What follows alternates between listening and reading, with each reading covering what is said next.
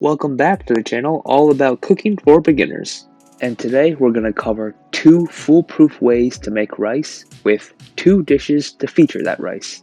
For the first method, we need to rinse our rice. So to start, I have 1.5 cups of rice, to which we add some water, swirl it around, and then drain the water. We repeat this until the water runs clear. Usually takes me about 2 to 3 times.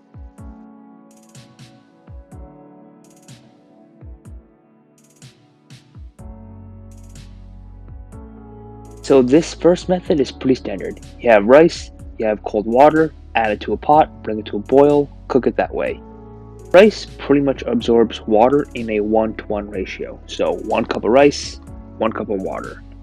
Any excess water that recipes give you is to account for evaporation. And usually when you bring it to a boil, only about half a cup is going to evaporate.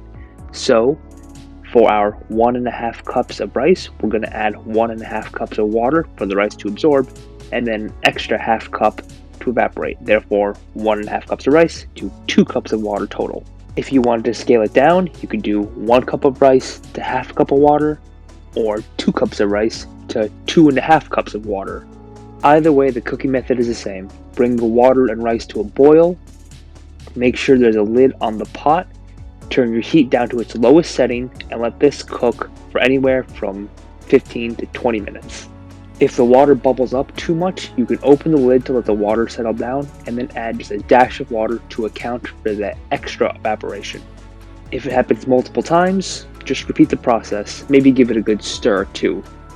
But all in all, try fussing with this as little as possible. After 15-ish minutes, open the lid, your rice will look like this. Give it a good stir, fluff it up a bit, and then close the lid and let it steam for another 10 minutes. And that is method number 1 for a basic white rice.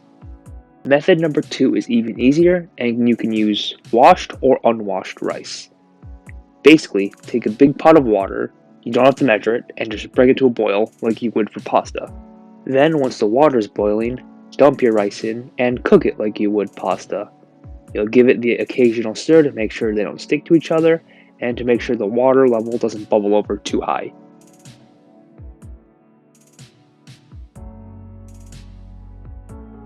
To test the doneness, eat it like you would pasta. I like to eat a few samples to make sure all of the rice grains are cooked, and this whole process from start to finish takes me around 12 to 15 minutes. If the recipe you're cooking calls for some starchy water, feel free to grab a ladleful and set it aside. Otherwise, drain the water, fluff up your rice a bit, and you are done.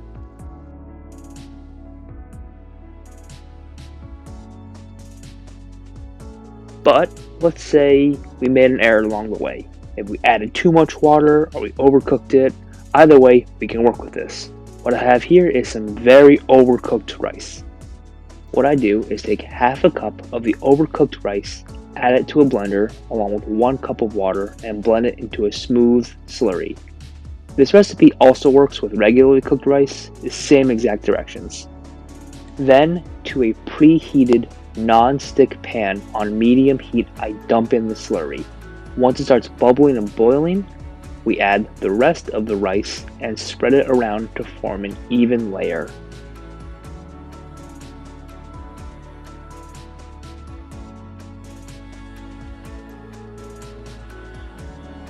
Once it's in an even layer, take some oil and spread it along the outside edge of the pan. Then we let it fry without touching it. Occasionally, you'll go around the outside with your spatula to make sure it's not sticking, but other than that, leave it alone. And once the surface looks dry and you hear some crackling from the oil frying, we are good to go.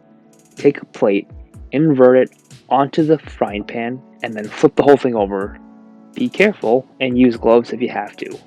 But either way, once it's flipped, you should have a crispy rice pancake, which for my money is a lot better than regular plain white rice because you get the crisp crust on top with the textural contrast of the soft rice underneath.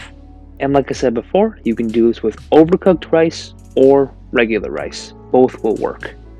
And the second recipe will be for the classic Asian staple, fried rice. ingredients are on the screen now. What's important is to have dry rice. So if you just made a batch, it's going to be still wet. Spread it out onto a thin sheet and let it dry out for 15 to 20 minutes. While that's happening, let's prep everything else. What I have here are 3 spring onions. I like to cut the root ends off and then separate the white part from the green part, about halfway. Chop up the whites, set those aside, then chop up the greens and set those aside separately from the whites.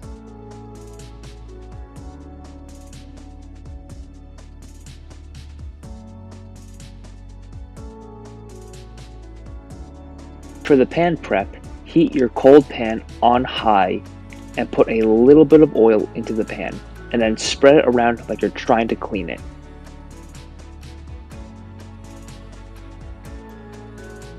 If the oil appears splotchy, wipe it out again like you're trying to clean it. Once it starts smoking, then we add oil to the pan again, turn the heat onto its lowest setting, and then dump in our scrambled eggs. Then take your spatula and scrape north, then south, and then east, and then west, tilting the pan every time you do and letting the excess egg run underneath. It's important to have low heat or even no heat at this point, because while we were preheating the pan, it got saturated with energy and has enough to cook the eggs without burning them or creating a sticky surface. Then, just before the eggs look cooked, fold them up, cut it a little bit, and take it out of the pan. Then turn the heat back on to medium-high to high, add some more oil, add the scallion whites, and then the rice.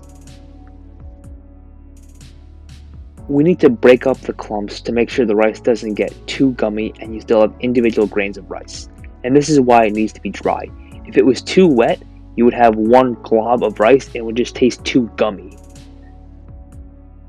After you've broken it up a bit, add the eggs and just keep breaking it up until you get small bite-sized pieces of rice and eggs. After that, we like to add some soy sauce and then stir it around to make sure all of the rice is coated.